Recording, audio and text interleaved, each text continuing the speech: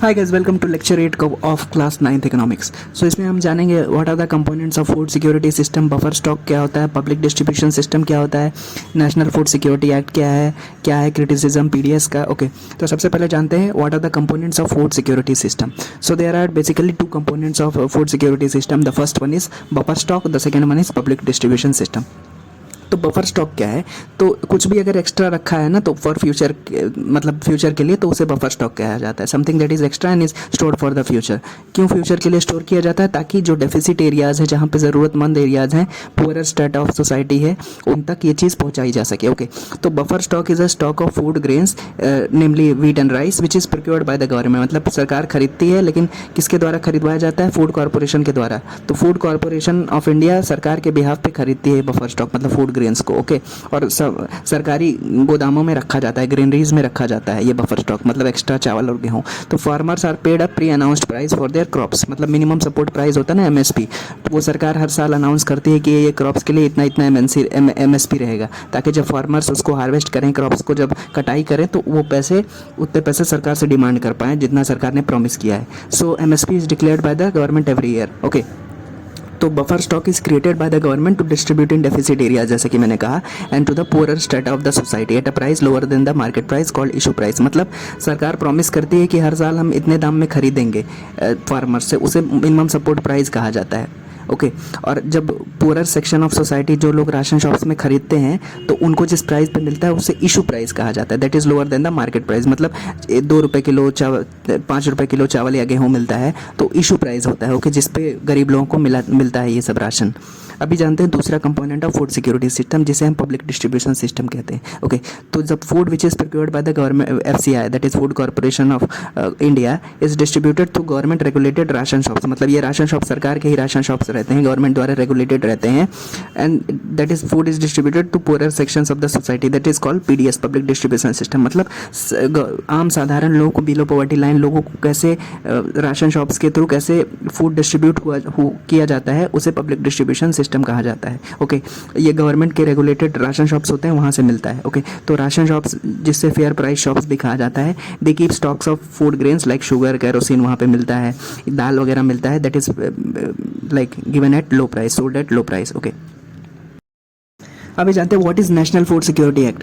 तो 2013 में national food security के एक्ट आया, जिसके तहत सरकार ने सोचा कि जो पुअरर सेक्शन ऑफ सोसाइटी हैं, 75% गाँव के लोग और 50% अर्बन मतलब सिटीज़ में, उनको एलिजिबल हाउस होल्ड है, मतलब उनको ये सरकार के राशन शॉप्स के थ्रू खाना मिलना चाहिए, चावल गेहूँ मिलना चाहिए। Okay, so national food security act 2013 के थ्रू क्या हुआ? It provided food and nutritional security at affordable price to enable people to live with dignity. मतलब जो गरीब लोग हैं उनको भी सम्मान से जीने का अधिकार है। ओके, तो इस वजह से सरकार एनएफएसए लेके आई 2013 में, जिसमें 75% ग्रामीण लोगों को कवर किया गया, 50% शहरी लोगों को कवर किया जो कि फूड इनसिक्योर हैं।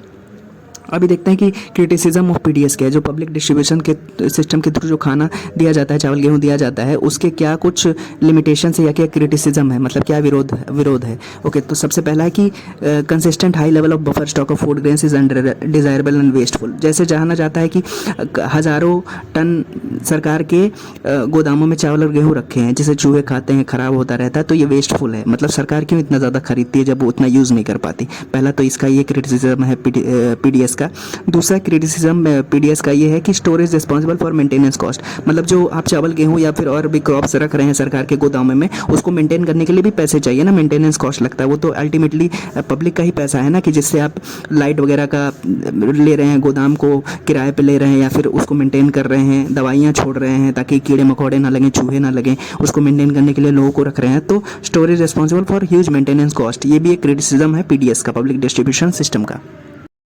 एक और क्रिटिसिज्म है जिसका पीडीएस का, कि procurement is concentrated in few prosperous states like Punjab, Haryana, western UP, यहाँ पे ही कॉन्सेंट्रेटेड है पब्लिक डिस्ट्रीब्यूशन के थ्रू। मतलब सरकार इन्हीं जगहों से, ज़्यादातर इन्हीं सब जगहों से चावल और गेहूँ सरकार से एमएसपी पे लेती है। ओके, दूसरा क्रिटिसिज्म एक और है कि intensive utilization of water in cultivation of rice. मतलब फार्मर्स सोचते हैं कि हमें चावल का ज़्यादा एमएसपी मिलेगा, मिनिमम सपोर्ट प्राइस मिलेगा, तो इसकी वजह से हमें चावल ज़्यादा उगाना चाहिए, शुगर केन ज़्यादा उगाना चाहिए। लेकिन इसका एक नुकसान ये है कि ये जो चावल है और शुगर केन वगैरह है, गन्ना है, ये सब ज़मीन से बहुत ज़्यादा पानी लेते हैं। 1 किलो चावल बनाने के लिए हज़ारों लीटर पानी लिया जाता है ज़मीन से। ओके, सो दैट उसकी वजह से वाटर टेबल भी नीचे जाता है, ये पानी का लॉस है। Okay, So that is also a limitation of PDS.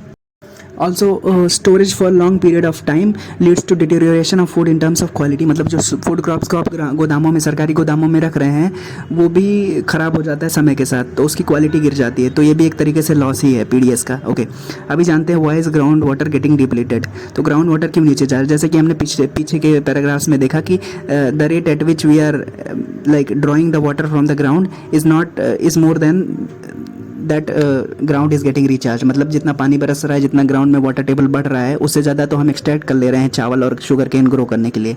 इसी ओवरव्यूज़ की वजह से ग्राउंड वाटर नीचे जा रहा है। अभी जानते हैं what is the classification of sectors of Indian economy. तो इंडियन इकोनॉमी में बहुत सारे सेक्टर्स हैं, उसको क्लासीफाई किया गया है। तो क्लासिफिकेशन है on the basis of nature of job, on the basis of working condition, on the basis of ownership. तो classification of Indian economy on the basis of nature of job 3 है: primary sector, secondary sector, tertiary sector. ये हम पिछले classes में पढ़ चुके हैं, फिर भी ऊपरी तौर पर बता देता हूँ कि प्राइमरी सेक्टर में नेचुरल रिसोर्सेज का यूटिलाइजेशन किया जाता है, जैसे माइनिंग, क्वेरिंग, फिशिंग, ये सब प्राइमरी सेक्टर का पार्ट है, जिसमें कोई भी ऑटोमेशन इन्वॉल्व नहीं है। सेकेंडरी सेक्टर वो है कि जिसमें मैन्युफैक्चरिंग की जाती है, रॉ मटेरियल्स को प्रोडक्ट में बनाया जाता है। ओके, तो जैसे कि गेहूं से आटा बनाया जाता है, पैडी से राइस बनाया जाता है, और भी कोई चीज़ है, स्टील से मान लेते कार बनाई जाती है, तो ये सेकेंडरी सेक्टर का पार्ट है, manufacturing sector. Okay, tertiary sector वो सेक्टर है जिसमें सर्विसेज प्रोवाइड की जाती हैं, जैसे health care services, education services, yoga आप करा रहे हैं, म्यूज़िक, हेल्थ, ये सब टर्शरी सेक्टर में आता है। ट्रांसपोर्टेशन, ये सब टर्शरी सेक्टर में आता है, क्योंकि इसमें सर्विसेज दी जाती हैं, कोई भी चीज़ प्रोड्यूस नहीं होती। ओके, तो ये रहा classification of Indian economy on the basis of nature of job, primary, secondary sector and tertiary sector. अभी देखते हैं classification of sectors of Indian economy on the basis of working condition. Working condition के हिसाब से क्या classification है Indian economy का? तो दो क्लासिफिकेशन है, ऑर्गेनाइज सेक्टर और अनऑर्गेनाइज सेक्टर, वर्किंग कंडीशन के बेसिस पे। तो ऑर्गेनाइज सेक्टर में वर्किंग कंडीशन अच्छी रहती है, रूल रेगुलेशन फॉलो होते हैं, सरकार के कंट्रोल में रहता है, under the monitor of government रहता है। लेकिन अनऑर्गेनाइज सेक्टर होते हैं, जैसे कि छोटे मोटे आचार के इंडस्ट्रीज़ या छोटे मोटे कॉटेज इंडस्ट्री जो अनऑर्गेनाइज सेक्टर में तरीके से काम कर रहे हैं, वहाँ पे गवर्नमेंट का उतना रेगुलेशन नहीं रहता। इसी वजह से लोगों की इनकम भी कम रहती है और वर्किंग कंडीशन भी अच्छा नहीं रहता। ओके, कोई सोशल सिक्योरिटी भी नहीं रहती कि कभी आपको निकाल दिया जाए, कभी ना निकाल दिया जाए। आपको कुछ हो गया काम करते वक्त तो भी आपको कोई सोशल सिक्योरिटी नहीं मिलेगी अनऑर्गेनाइज सेक्टर में। Okay, so that is classification of Indian economy on the basis of working condition, that is organise sector and unorganise sector. अभी जानते हैं कि on the basis of ownership क्या क्लासिफिकेशन है Indian economy का। तो ownership के हिसाब से दो क्लासिफिकेशन है, पहला प्राइवेट सेक्टर, दूसरा पब्लिक सेक्टर। प्राइवेट सेक्टर में कुछ चंद इंडिविजुअल्स हैं जो कंपनी को ओन करेंगे, पब्लिक सेक्टर में सरकार ओन करती है, मतलब सरकार का मालिकाना हक होता है। जैसे कि पब्लिक सेक्टर में जैसे आ गया NTPC, ONGC, ये सब पब्लिक सेक्टर का पार्ट है। प्राइवेट सेक्टर का जैसे मारुति, टाटा मोटर्स, ओके, महिंद्रा, ये सब प्राइवेट सेक्टर का पार्ट है, क्योंकि इसमें ओनरशिप प्राइवेट लोगों के पास है, इंडिविजुअल्स के पास में, 2-4 लोगों के पास में।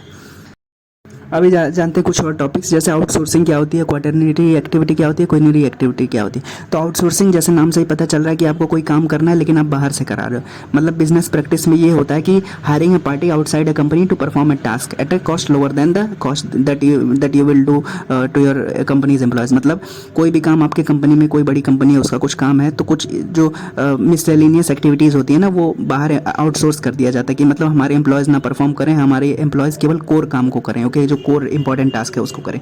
तो in business practice hiring a party outside a company to perform a service, okay, and create goods that are traditionally perform in house by the company's employees. Okay, तो ये क्यों किया जाता है? ताकि पैसे बचाने के लिए, कॉस्ट कटिंग मेजर है कि कोई काम आपको करना है, वो इतना इंपॉर्टेंट नहीं है, तो अपने एम्प्लॉयज़ को मत दो, बाहर किसी कंपनी को दो, तो आप सस्ता पड़ेगा आपके लिए, तो आउटसोर्सिंग कहलाती है।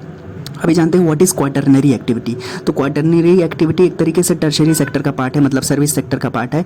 इसमें क्या होता है, क्वाटरनरी एक्टिविटीज़ में नॉलेज बेस्ड काम होता है। ओके, तो जैसे कि works related to government department, education sector, IT sector, information technology sector, ये क्वाटरनरी एक्टिविटी का पार्ट आएगा। टर्शरी सेक्टर में भी क्वाटरनरी एक्टिविटी का पार्ट आएगा। तो इसमें they are not tied to resources, environment and localised market. मतलब ये जो काम है ना क्वाटरनरी एक्टिविटी का, नॉलेज बेस्ड है, तो इसको आप कहीं भी कर सकते हो। ये that is not tied to a place. Okay, मतलब आपको अगर कोई IT सेक्टर का कोई काम है तो आप बैंगलोर में भी बैठ के कर सकते हो और दिल्ली में बैठ के किसी ऑफिस में भी कर सकते हो। तो क्वाटरनरी एक्टिविटी का पार्ट होगा, उस जगह से नहीं डिटरमाइन होगा, मतलब कहीं से भी किया जा सकता है। They are not tied to resources. जैसे कि ऐसा नहीं कि कोई माइनिंग का काम है, स्टील माइनिंग है, तो आपको कोई इंडस्ट्री लगानी है स्टील की, तो आपको माइनिंग मतलब जो जहाँ पे खदानें हैं उसके पास में ही करोगे तो आपको पैसे लगेंगे, मतलब आपके पैसे बचेंगे। तो वो they are not tied to resources, quaternary activity. अभी जानते हैं कि क्वीनरी एक्टिविटी क्या होता है। तो क्वीनरी एक्टिविटी भी एक तरीके से टर्शरी एक्टिविटी है, मतलब सर्विस सेक्टर का पार्ट है, लेकिन क्वीनरी जो एक्टिविटीज़ होती है ना, सबसे अच्छी एक्टिविटीज़ होती हैं। They are highly paid skills, इसे गोल्ड कॉलर प्रोफेशन भी कहा जाता है। तो क्वीनरी एक्टिविटीज़ को गोल्ड कॉलर प्रोफेशन भी कहा जाता है। इसमें कुछ बहुत ही अच्छे काम आते हैं, जॉब्स आते हैं, जैसे कि senior business executives, government officials, legal consultants, scientist, research scientist, ये सब क्वीनरी एक्टिविटी का पार्ट है। गोल्ड कॉलर प्रोफेशंस कहा जाता है क्योंकि they are highly paid skills and they are like highest decision makers in the industry. Okay, तो ये क्वीनरी एक्टिविटी का पार्ट है। तो आज हमके क्लास में हमने पढ़ा classification of sector of Indian economy और पीडीएस के बारे में पढ़ा, बफर स्टॉक के बारे में पढ़ा। If you have any doubts you can ask in the comment section. Thank you so much for watching. Bye bye.